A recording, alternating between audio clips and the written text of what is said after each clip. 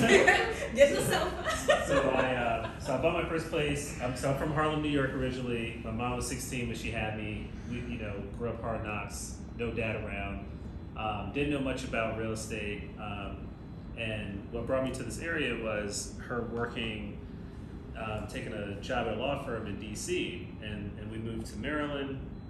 And I ended up going to Morgan State, and I had some scholarship money for school, and she bought me a car out of her 401k.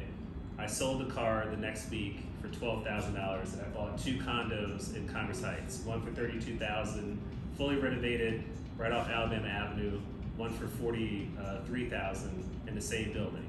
I rented that 3-bedroom, one for $43,000 for $1,250 a month. My mortgage payment was like $360, and that was at an 8% interest rate. Wow. I sold them both for triple what I bought them for. Then I moved to Capitol Hill at that point, and then I got into development and I started doing different things in real estate. Then I took 2 years off and I moved to Japan and I had a clothing company. So I'm a different kind of title person, so to speak, because I've been there, done that, and done a bunch of different things in real estate. But as I was saying before, my first interest rate was 8%. I was 20 years old, high risk, had a Countrywide loan. I still get checks today from the class action lawsuit because Countrywide is doing predatory. Did Bank of America buy that? They ended up folding, but it was a big suit.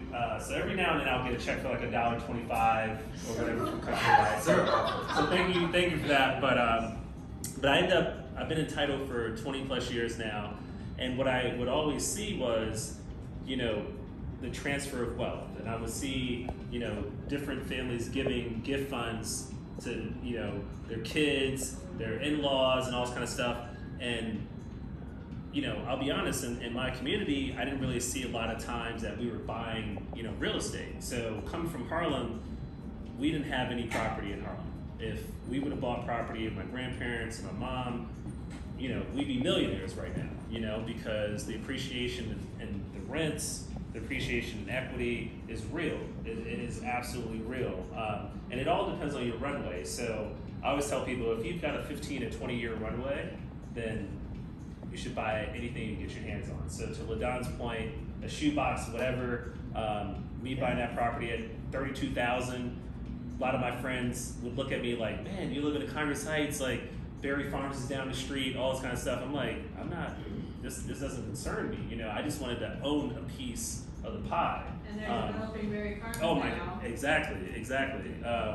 And so with the title side, the biggest thing for the title side is we are fiduciary as far as getting all the money in. So when you have LaDon you're working with, you give the earnest money deposit to my company.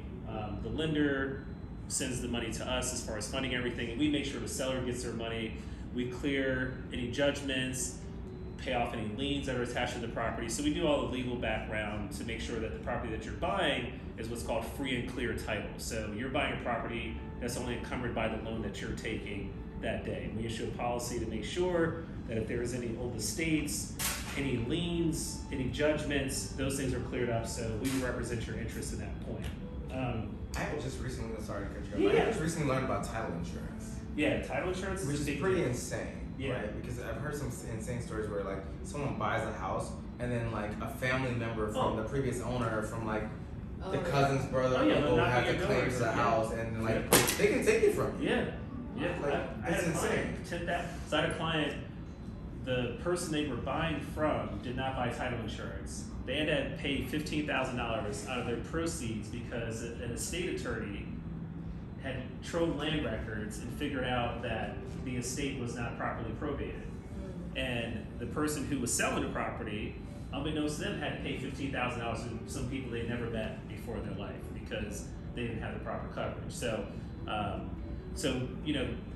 the biggest thing, I think, the foundation of this whole event is just buying whatever you can buy, whether it be land, whether it be something you can occupy, whatever the case may be, put your hands on it and purchase it, because over time it will appreciate. To your point, with finite real estate, especially in this area, we can only go up 130 feet in DC. That's it, 13 stories, that's all we've got. So we can literally project how many units that we can have in this city, right? So if you can buy DC proper, great. Anywhere outside of the corridor, absolutely amazing. I just bought a place in Chevrolet not too long ago that I've been renovating, but I've developed places in Foxhall, Burleith, Logan Circle, Capitol Hill, all the like, but it doesn't really matter. If you can get in for $50,000, Baltimore City is another place that I'm looking at as well. Ooh, That is an untapped, resource. Talking about Yes. Rent it out, don't live there. Yeah. But with title, a lot of people don't know what title companies do. But we're pretty much the guys that come in, explain the documents to you, you sign all the documents with us, we get all the money, we disperse all the money, and we clear title to make sure that what you're buying is legitimate and doesn't have any issues. So when you go forward, no one's going to knock on your door and say, my great-great-grandmother owned this property and I didn't get paid out. My sister or my brother sold this property without letting me know and I didn't get my piece of the pie. So we protect your interests with regards to your title. So I have a good segue to that. Yeah. I'm gonna share a story, okay?